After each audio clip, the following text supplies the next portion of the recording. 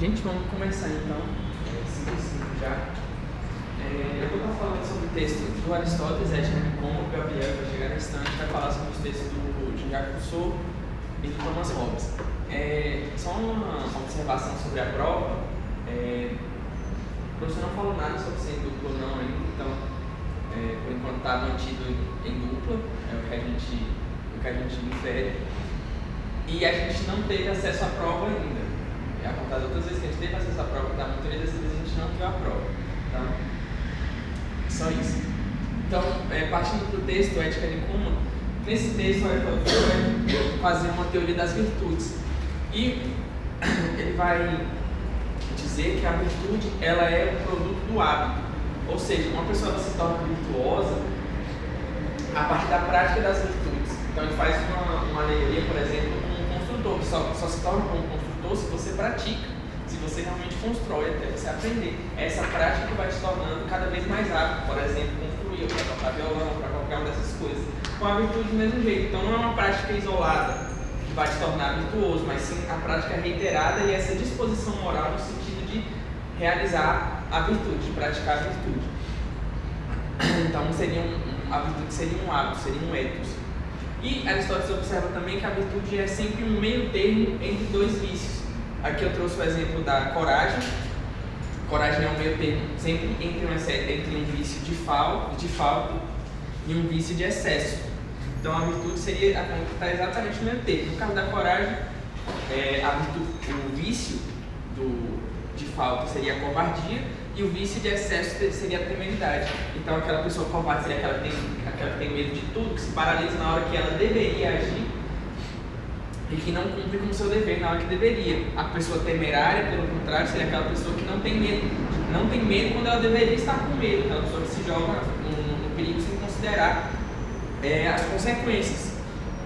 Coragem, então, é um meio termo, aquela pessoa exatamente que ela sabe quando que ela deve ter medo, mas ela sabe também quando ela deve enfrentar e cumprir o seu dever. Então, nesse sentido, vão ser todas as virtudes, sempre a virtude é de meio termo.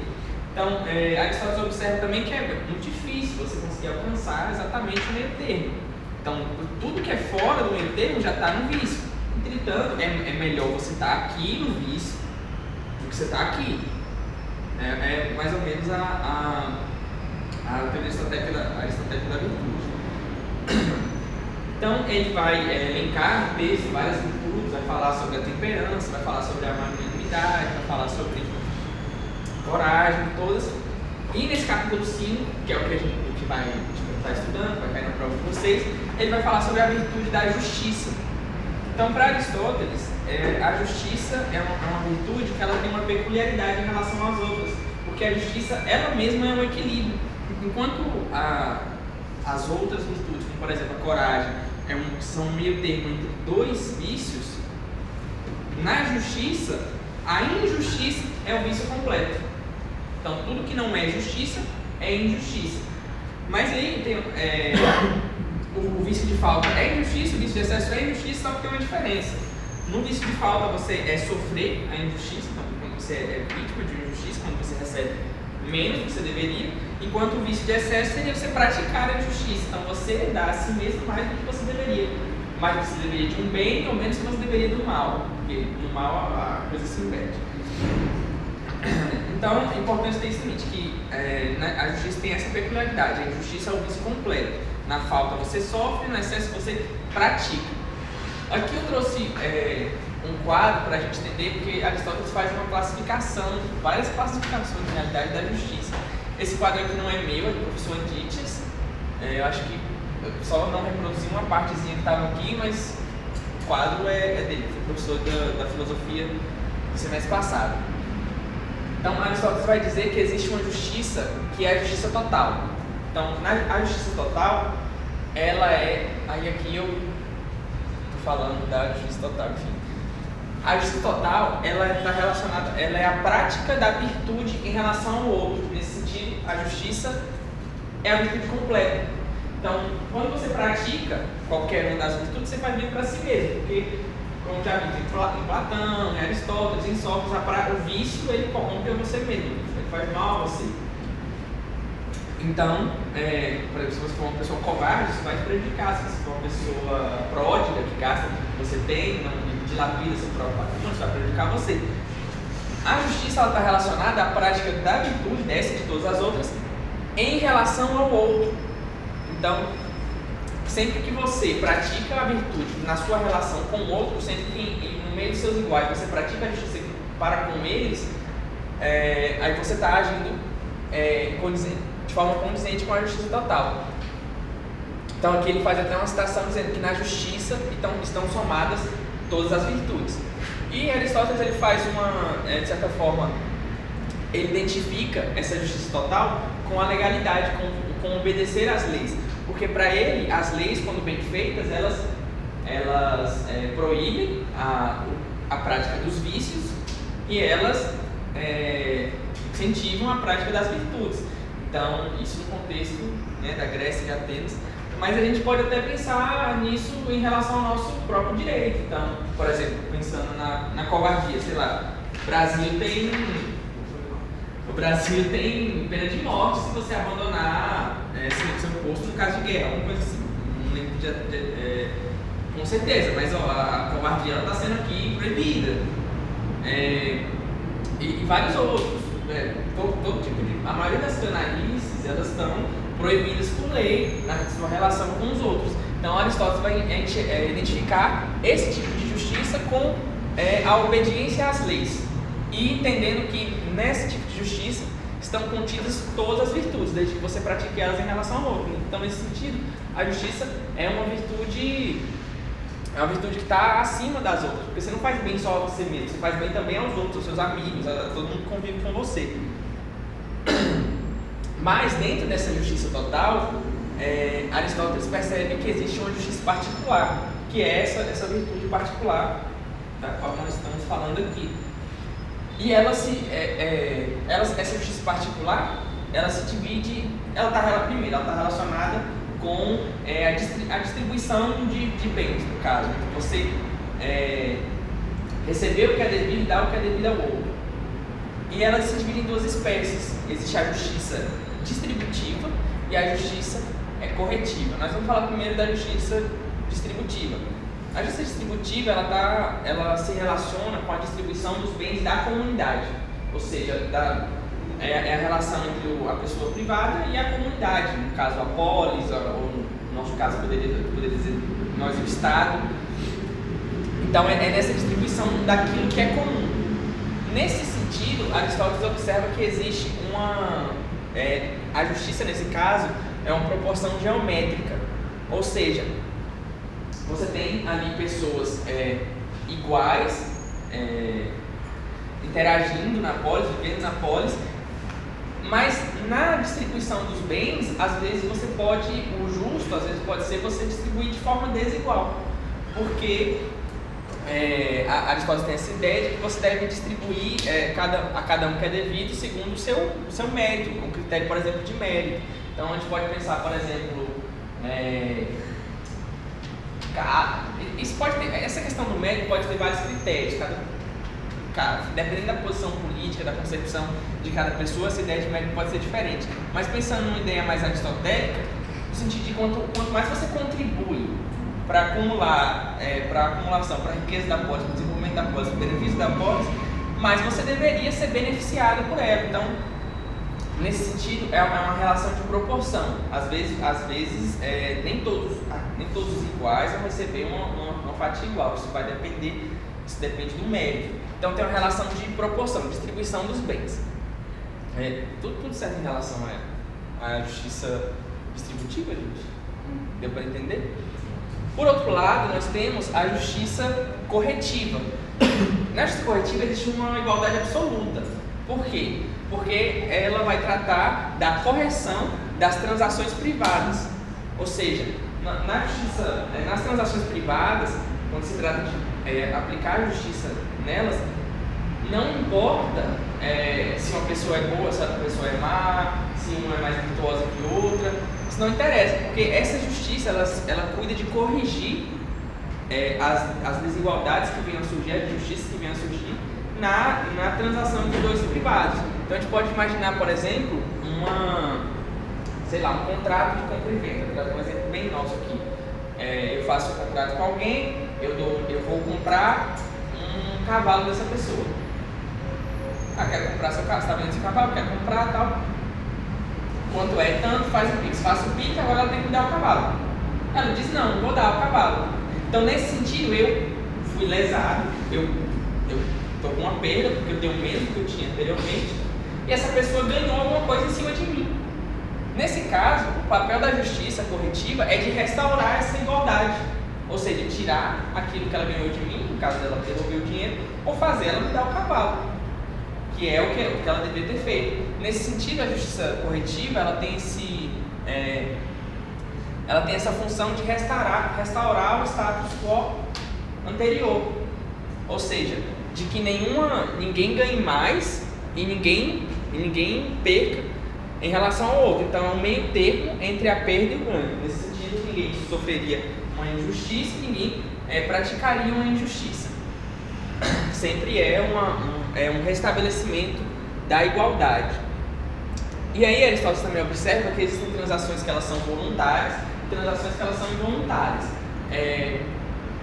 As voluntárias, como eu falei, é isso, compra e venda, tudo que você faz, porque você mesmo submete, você mesmo resolve ter aquela relação com outra pessoa. As involuntárias, por outro lado, seria algo sempre relacionado quase com um crime. Não, quase não, sempre relacionado meio com um crime, né?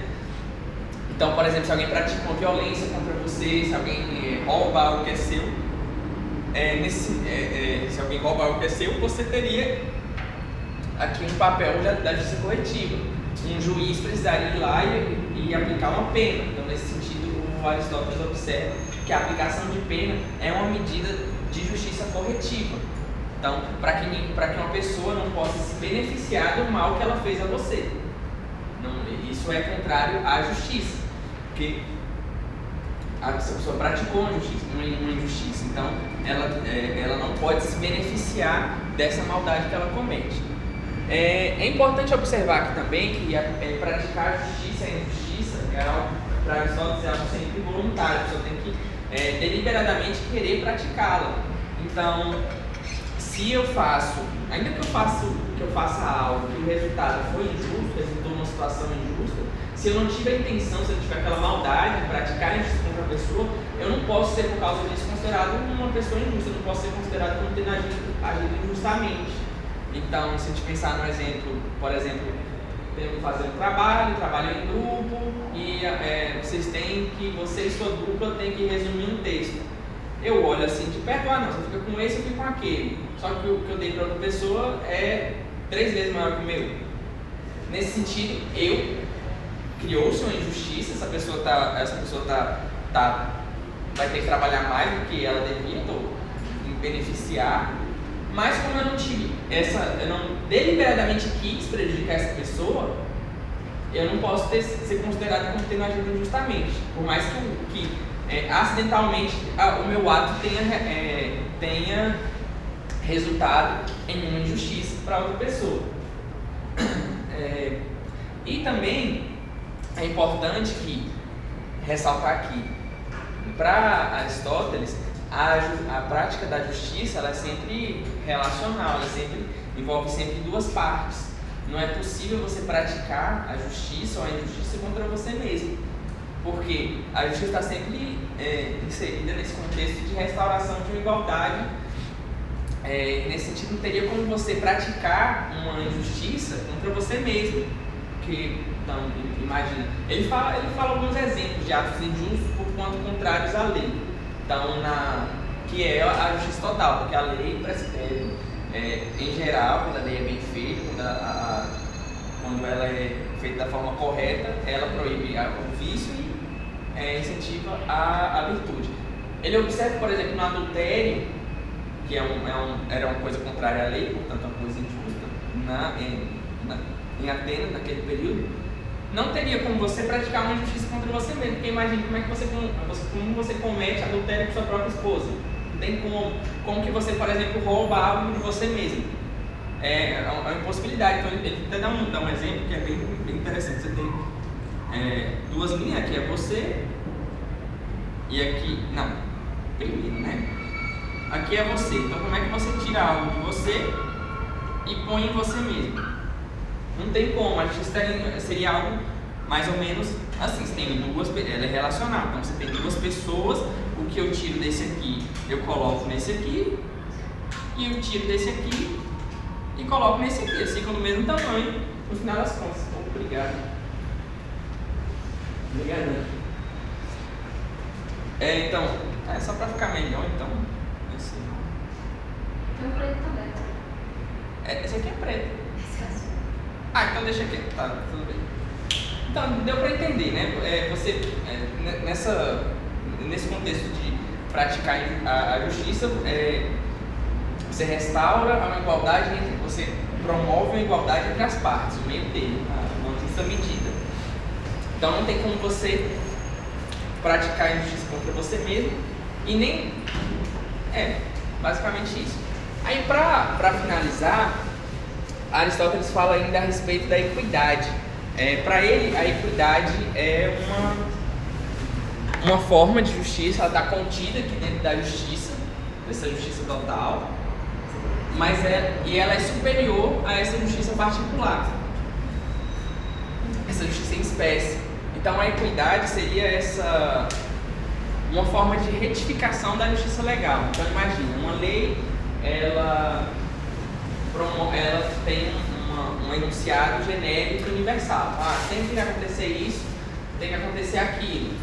Só que no cotidiano, algumas situações fogem a essa universalidade. Você tem alguma situação que, se você aplicar a lei do jeito que ela está, você não vai promover a justiça, porque aquela lei é muito genérica, muito universal e não cabe naquele caso. Então a equidade é essa deliberação de você olhar para o caso concreto e você pensar numa solução para aquele caso, não tentar pegar uma norma genérica e tentar aplicar. E aqui Aristóteles ele faz uma alegoria que é interessante, que é com uma ilha grega que tinha, o nome era Ilha de Lesbos, que era uma ilha que tinha um terreno muito acidentado, então rochoso, acidentado. Ele fala, se você tentar medir a superfície dessa ilha com uma régua reta, você não vai pegar o tamanho certo dela, não dá. Então você precisaria de uma régua que ela fosse maleável, que ela se adaptasse ao relevo acidentado. E sim você conseguiria medir. Então a equidade seria isso, seria essa disposição de você, no caso concreto, identificar a falha da lei, que é muito genérica para se aplicar àquele caso. Então, deu para entender? Isso só uma coisa que eu não falei, é que a virtude é isso, né? Um meio termo entre dois vícios, entre dois extremos. E a pessoa virtuosa, voltando para o começo, e a pessoa virtuosa é aquela que tem uma disposição de caráter de praticar a virtude. Então na justiça seria isso. A pessoa virtuosa é aquela que tem essa disposição de praticar a justiça,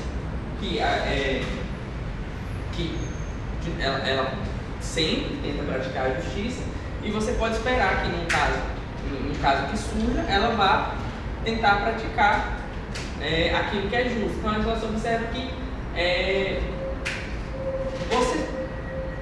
você praticar essa virtude da justiça tem uma dificuldade, porque não é tão simples assim você notar nas situações cotidianas qual é aquele meio termo que você deve seguir.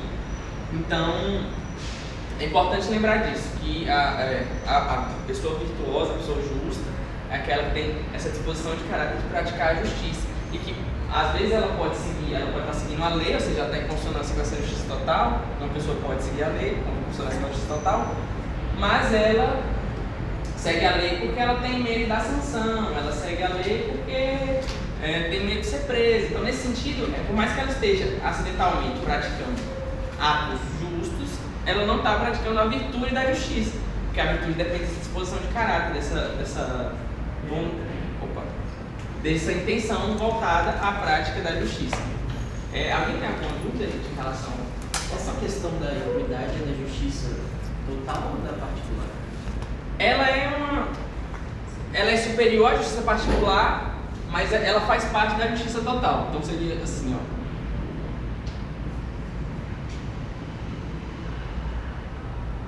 Mas Aristóteles afirma que ela é superior à justiça particular, porque ela é uma retificação da lei. Então ela não é só essa coisa de distribuir o bem da polis ou corrigir uma situação em que houve desigualdade, mas é essa disposição de, no caso concreto, na aplicação, porque essa justiça total, ela está muito confundida com a lei, certo?